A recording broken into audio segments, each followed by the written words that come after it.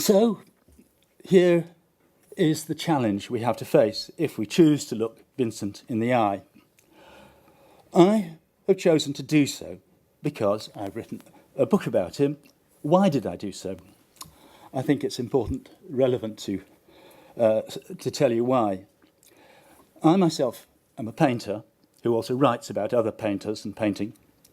6 years ago, as a result, I was asked by a journal in London, the London Review of Books, to write an extensive review of a rather large book that had just come out.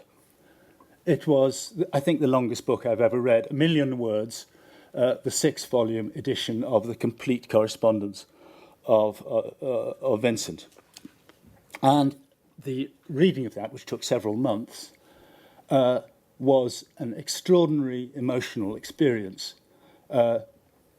Deep, challenging, at times utterly infuriating, with many of the qualities I've tried to impute to that earlier portrait.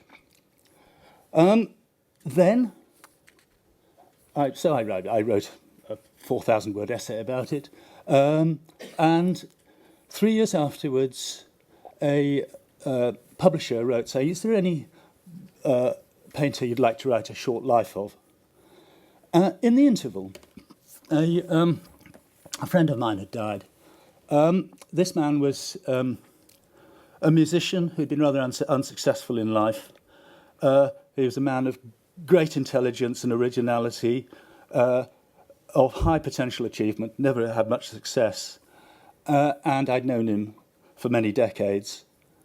And it occurred to me that in some sense, if I were to write about Van Gogh, I would have some model in my mind of what it was like to live with someone who was spending his entire life in a kind of war with the world, for such my friend Oliver had been.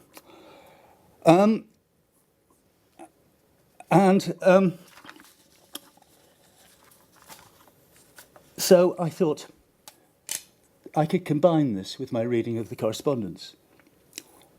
Well, you might well say, well, in that case, Julian, you're not looking Vincent in the eye. You're superimposing his face on that of your friend. I would say to that, the best books are written out of a kind of inner necessity. The author has something to drive him as he writes. And this book seemed to need to be written. And I felt at once that I had the experience of dealing with a character who was as socially impossible as Vincent. At the same time, that I could bring something to this, not only of dealing with the company of this extraordinary individual, but also the experience, in a small way, of being that individual because I paint. And I could look at his work in terms of practical problems. I too have stood in a studio and made pictures day after day. And so, to go back with that kind of perspective to the work, if I return to the image with which we started, I think not about the problems, the challenge I've just been facing. I think, yeah, Vincent, you've done a very smart job there.